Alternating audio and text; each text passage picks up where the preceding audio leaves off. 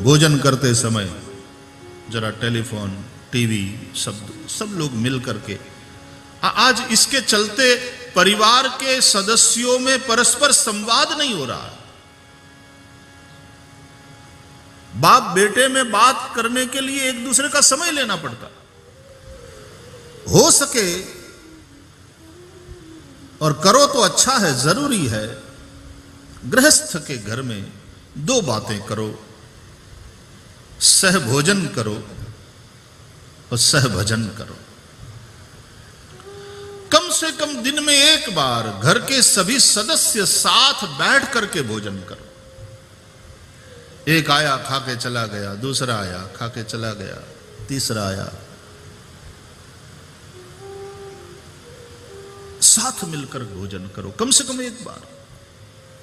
या तो दोपहर में ऐसा संभव न बने तो रात्रि वाला भोजन घर के सभी सदस्य साथ मिलकर के करो। भगवान को भोग लगाओ, प्रार्थना करो और हंसते विनोद करते वार्तालाप करते भोजन करो। एंड प्लीज टीवी बंद, टेलीफोन दूर। डाइनिंग टेबल पर भी लोग टेलीफोन लेकर के बैठते हैं। टेलीफोन ने तो इतना ज्यादा प्रभावित किया है वर्तमान में मनुष्य के जीवन को। टेक्नोलॉजी इज अमेजिंग, प्रोवाइडेड हम उसका विवेक पूर्वक उपयोग करें।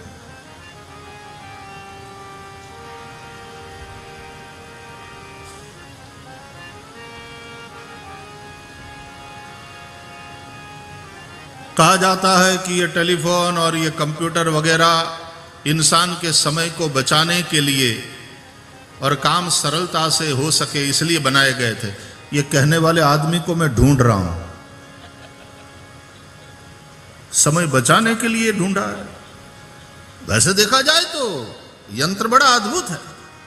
किसी जमाने में आप पत्र लिखते और फिर वहां वो पत्र डालने जाते, पत्र यात्रा करते हुए कितने दिनों के बाद अपने गंतव्य स्थान तक पहुंचता, अगला उसको पढ़ता, पढ़ करके प्रसन्न होता, फिर समय लेकर वो जवाब लिखता, फिर पत्र यात्रा करते करते करते तुम तक पहुंचता। बहुत दिन बीत जाते थे। और आजकल सीधे ही हम मोबाइल से बात कर लेते हैं, उसी वक्त जवाब मिल जाता है, वार्तालाप चलता है। आप ईमेल भेजते हो, तुरंत जवाब आ जाता है, अगले को पहुंच जाता है। वैसे तो समय बचता है, इसकी क्षमता तो बहुत अद्भुत है। तो फिर समय तो बचना चाहिए था हमारे पास। आज लोगों के पास महंगी घड़ियां हैं, महंगी घड़ी पहनते हैं लोग, लेकिन समय किसी के पास नहीं।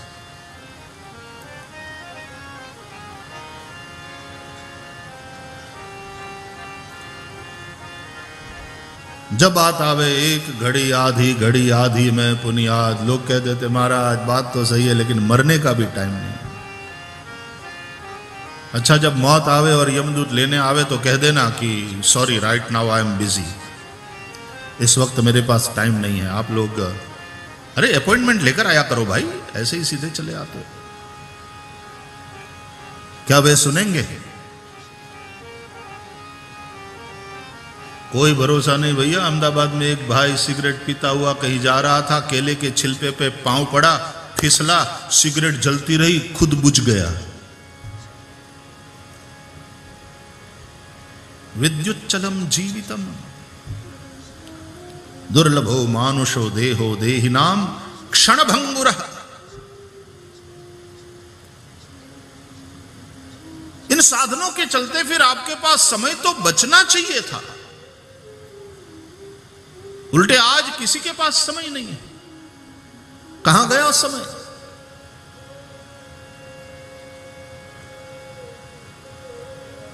भोजन करते समय जरा टेलीफोन, टीवी, सब लोग मिल करके, आज इसके चलते परिवार के सदस्यों में परस्पर संवाद नहीं हो रहा। बाप बेटे में बात करने के लिए एक दूसरे का समय लेना पड़ता। परिवार में संवाद मिटने लगा है और उसके चलते संवादिता खत्म हो रही है। घर परिवार में शांति नहीं है। संवाद न होता तो भागवत न होती, संवाद न होता तो राम कथा न होती, संवाद न होता तो गीता न होती। यह संवाद ही है। श्री कृष्णार्जुन संवादे।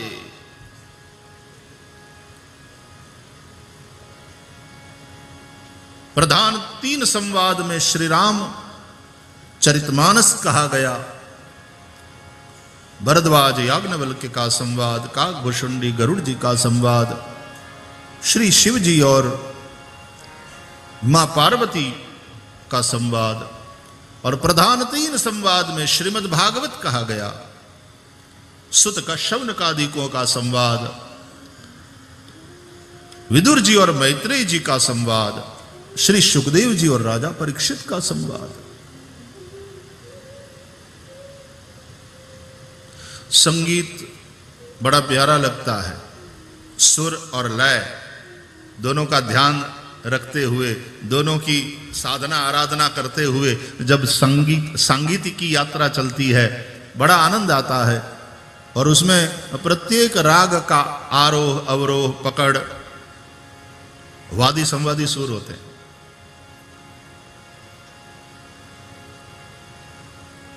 वाद और संवाद को स्थान है। विवादी सुर बीच में आ गया तो गड़बड़। लेकिन एक बात है, कुशल गवैया विवादी सुर का भी इस प्रकार से उपयोग कर लेता है कि राग का सौंदर्य बढ़ जाता है।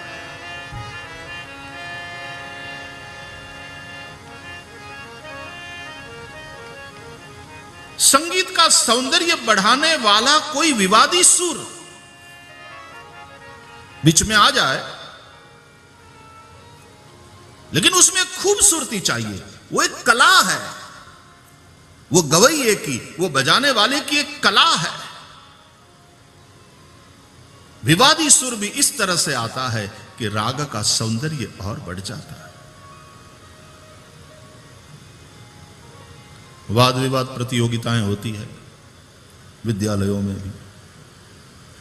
वाद और संवाद का हमारे यहां बड़ा महत्व है।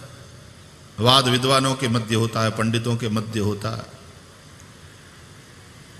और वाद की महिमा बताते हुए स्वयं भगवान कहते हैं, वादः प्रवदतामहम्। इसका कारण यह है कि वादे वादे जायते तत्वबोधः।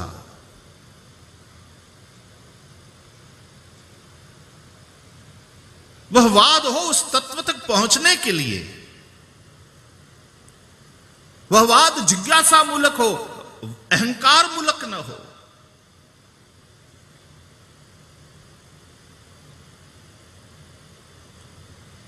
और संवाद होता है गुरु शिष्य वक्ता श्रोता के मध्य। इसलिए वाद और संवाद का बड़ा महत्व है।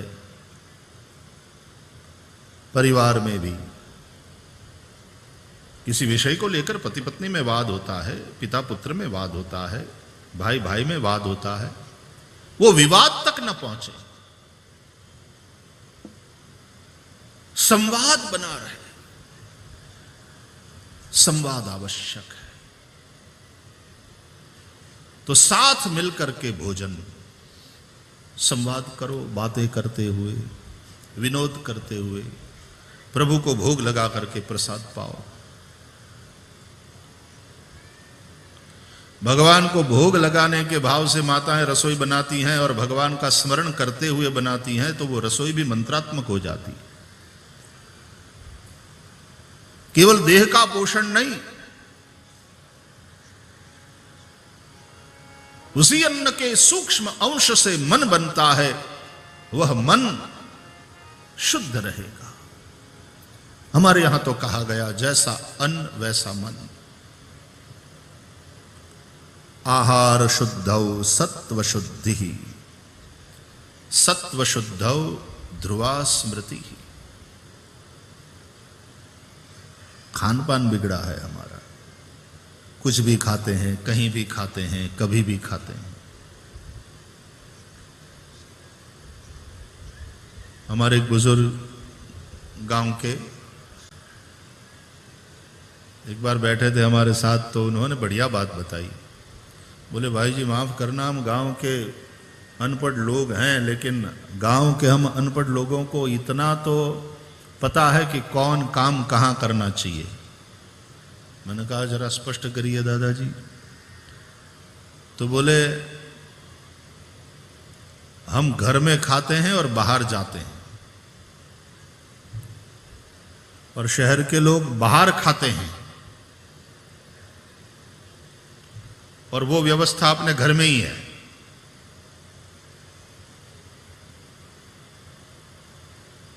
पेट में पधराने वाली जो चीजें हैं बिकती है बाजार में, और पांव में पहनने वाले जूते एयर कंडीशन शोरूम में, और चाट वाले फुटपाथ पर खड़े रहते हैं। धुआं, धूल, मक्खियां, कितना अनहाइजीनिक वातावरण, और वो चीजें हम पेट में डालते हैं खड़े खड़े, पांव में जूते पहने। वैसे कहा जाता है कोरे पांव भोजन नहीं करना चाहिए, भीगे पांव शयन नहीं करना चाहिए। भोजन करने बैठो तो पहले पांव धो, हाथ पैर धो करके, थोड़ा कुला करके। अब सरकार भी कहने लगी है, बच्चों को भी सिखाने लगी है, पहले साबुन से हाथ धो, पैर धो। भोजन की विधि है। क्या कहें भैया, सुबह में उठकर शयन पर्यंत जो एक एक कार्य हम करते हैं उसकी विधि शास्त्रों में बताया गया है।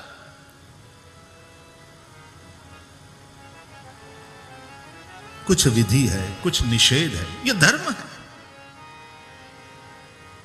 विधि निषेधमय कलिमल हरनी, इसका पालन करने से ही कलिमल से बचोगे, नहीं तो दुनिया भर का कचरा व्यक्ति के अपने जीवन में आएगा, पारिवारिक जीवन में आएगा, सामाजिक जीवन में आएगा।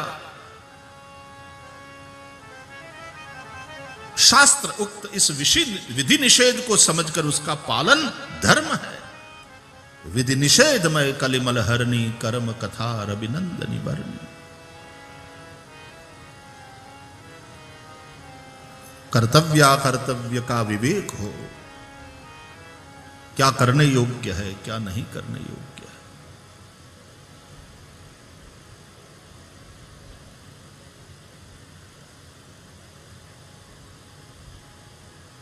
जमाना बदल रहा है, सारी पद्धतियां बदल रही है।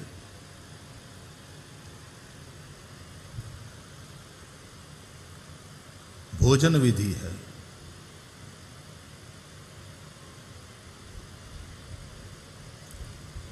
क्या बताएं भैया।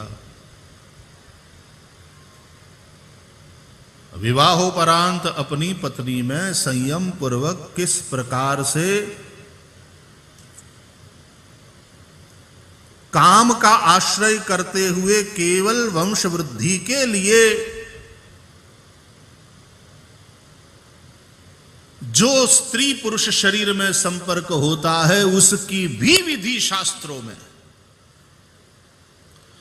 उस समय के भी मंत्र कहे गए हैं।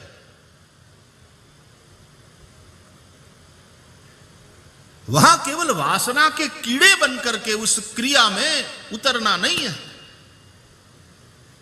काम देव है, धर्मानुकूल काम भगवान की विभूति है।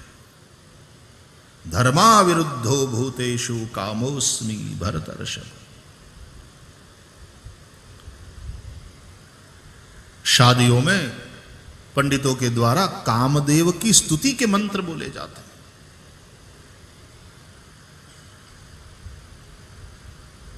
धर्म सम्मत काम देव है। हमारे ऋषियों ने जो बातें करी बड़ी प्रैक्टिकल हैं।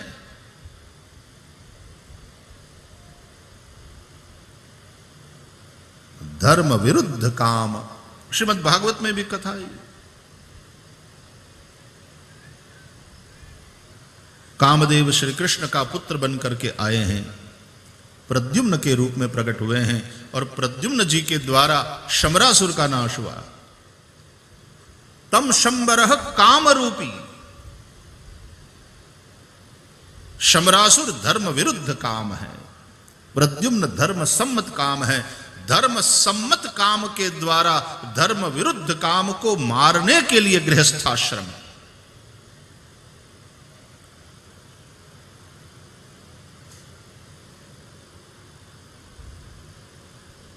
हमारा असंयम उस काम को विकृत करता है। कितना विकृत करता है। निर्भया जैसी घटनाएं घटती हैं, बलात्कार होते हैं, खानपान बिगड़ा है, मन बिगड़ा है। जो काम जैसे करना चाहिए, जो जहां करना चाहिए, जो जब करना चाहिए, हम उस विधि का पालन नहीं कर रहे हैं। याद रहे, इस पृथ्वी पर सबसे बुद्धिमान प्राणी मनुष्य है, और इसलिए धर्म की आवश्यकता भी मनुष्य को ही। जो जितना बुद्धिमान, उसको उतना ज्यादा संयम की जरूरत है, नहीं तो वो खतरनाक बनेगा।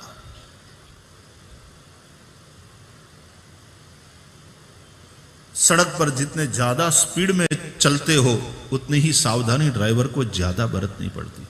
ड्राइवर क्या, पीछे वाली सीट वाले भी अढ़ेल कर नहीं बैठेंगे आराम से, आगे वाली सीट को पकड़ करके एकदम, भैया ध्यान रखना, देखो देखो देखो देखो देखो सामने से ही आ रहा। सब टेंशन में, अटेंशन में। जितनी स्पीड ज्यादा, उतनी ही सावधानी ज्यादा बरतना पड़ता। जितनी बुद्धि ज्यादा, उसको उतने ही संयम की आवश्यकता। धर्म मनुष्य के लिए, धर्म का एक तात्पर्य है संयम।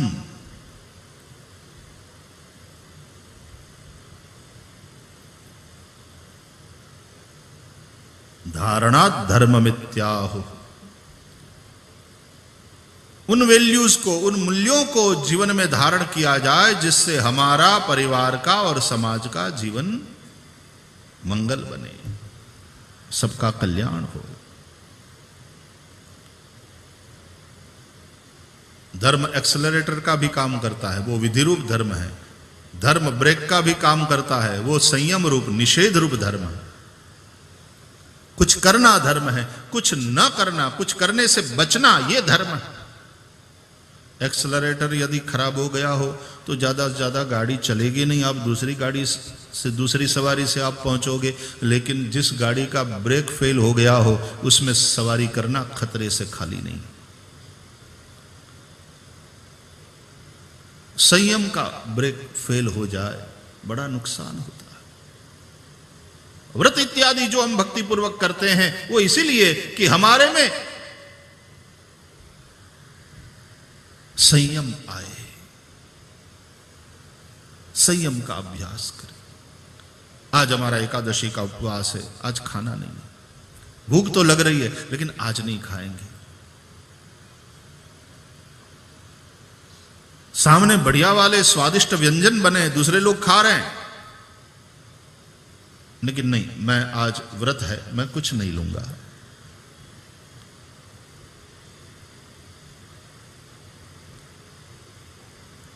संयम।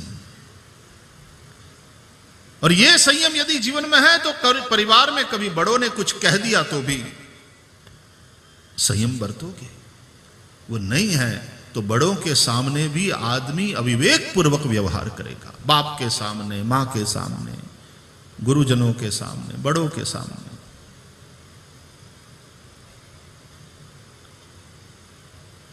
व्रत से वो अभ्यास होता है, संयम।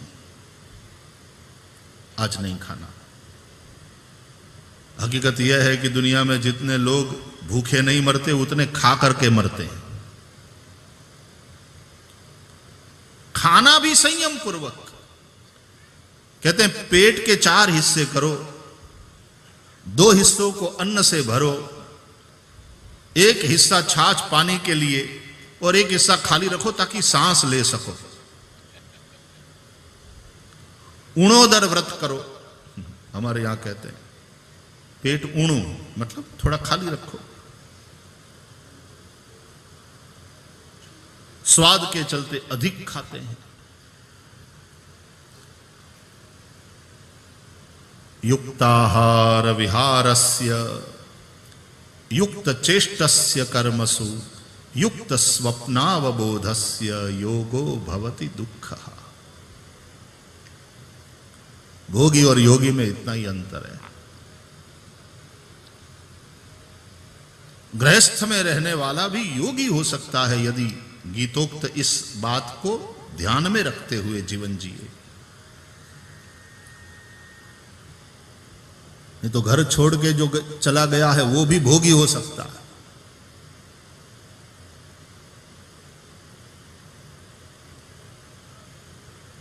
वर्धा में गांधी बापू का आश्रम, गांधी बापू वहां रहे, जैसे साबरमती में वर्धा में भी है। वर्धा की कथा के बाद एक बार मैंने वहां रात्रि विश्राम किया। दूसरे दिन 26 जनवरी थी, ध्वजवंदन हुआ, भोजन के लिए बैठे तो गांधी बापू और आने वाले सभी अतिथि और आश्रमवासी सभी भोजन के लिए जहां बैठते थे बापू के साथ, वहां कुछ नियम भोजन के लिखे, आज भी लिखे हुए हैं, वहां है। उसमें एक बात यह थी कि सामान्यतया हमारे भोजन में वैसे षड रस माने जाते हैं लेकिन कड़वे रस की गैर हाजिरी होती। तो वहां गांधी बापू ने यह नियम बनाया था कि यहां भोजन लेने वाले सबको कड़वा रस भी लेना पड़ेगा।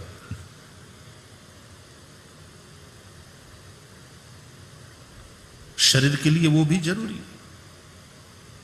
मन को भले ही अच्छा नहीं लगे लेकिन स्वास्थ्य के लिए निश्चित मात्रा में समय समय पर कड़वे रस का सेवन अच्छा है।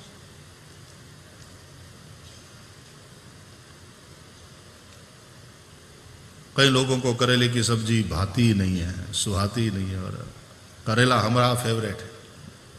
मैं कहा करता हूं करेला और कृष्ण किसी भी रूप में आए मुझे अच्छे लगते।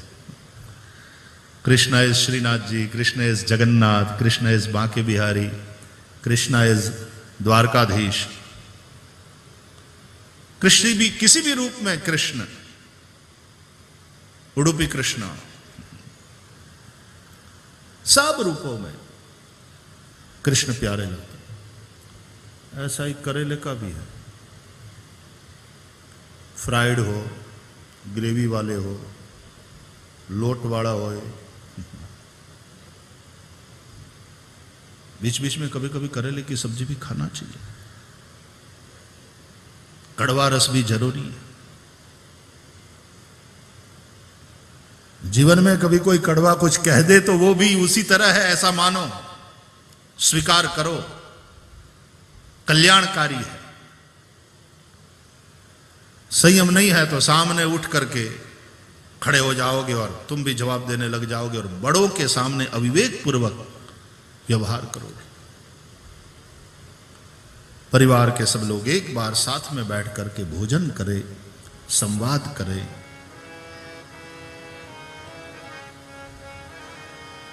और दिन में एक बार साथ में मिल करके भजन करें। सुबह में समय ना मिले तो रात में सोने से पहले सब मिल करके परिवार के सभी सदस्य एक साथ ड्राइंग रूम में बैठकर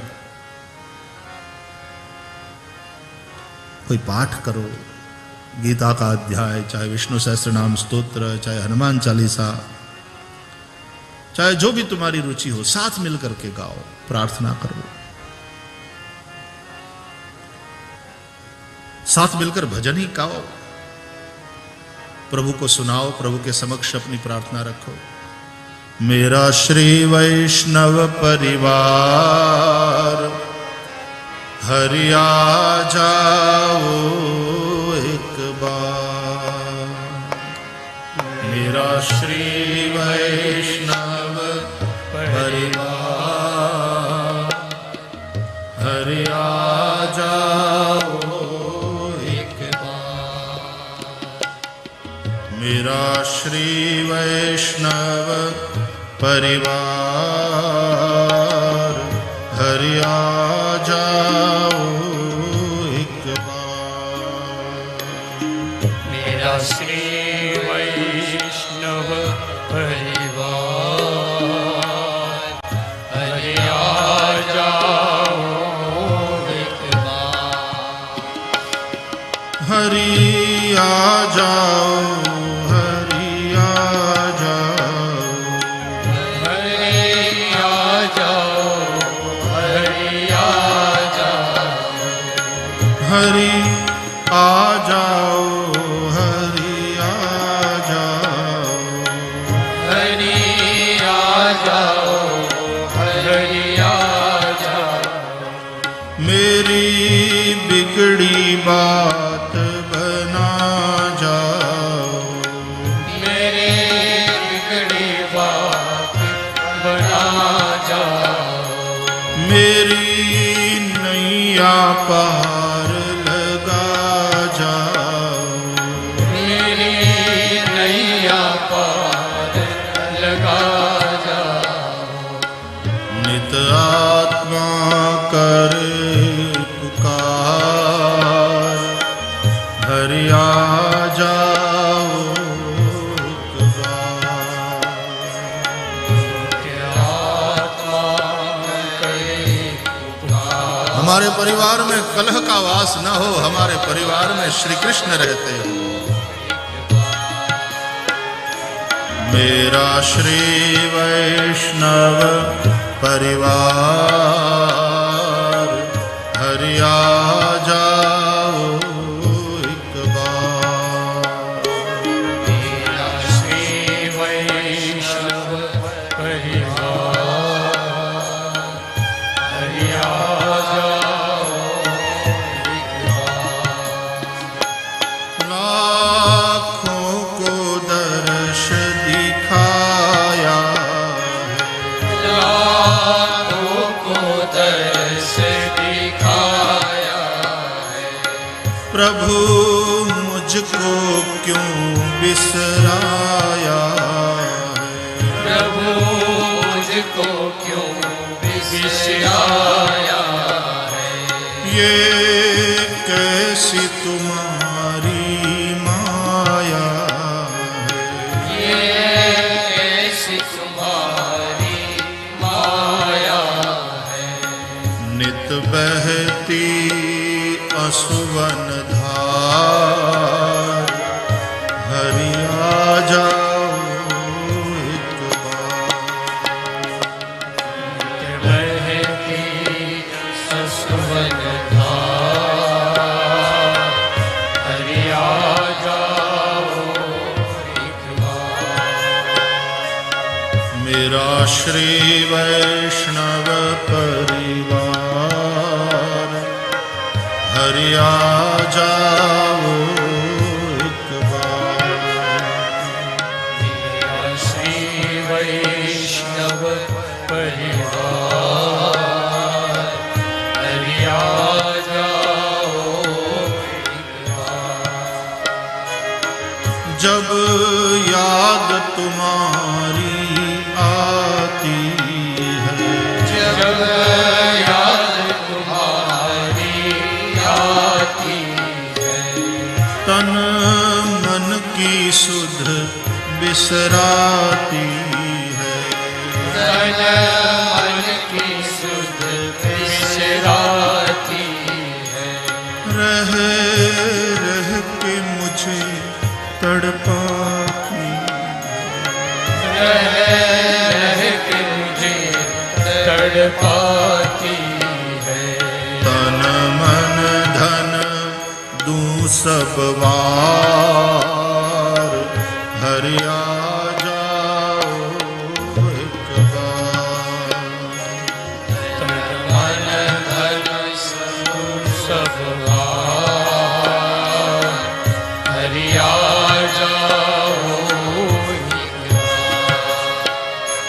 मेरा श्री वैष्णव परिवार हरि आ जाओ एक बार।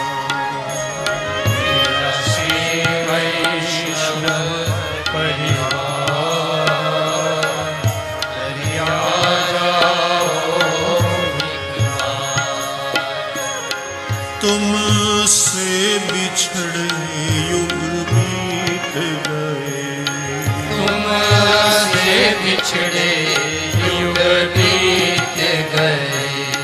मुझसे हरि तुम क्यों रूठ गए, मुझसे हरि तुम क्यों रूठ गए।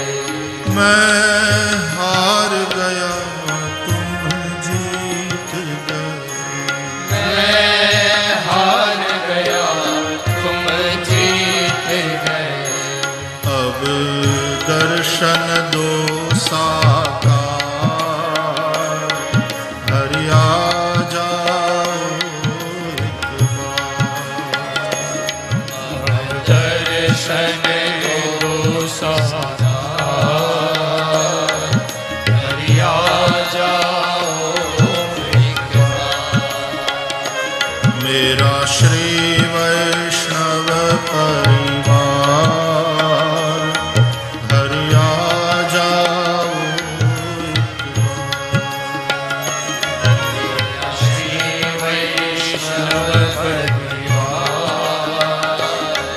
हरि आ जाओ एक बार। हरि आ जाओ एक बार।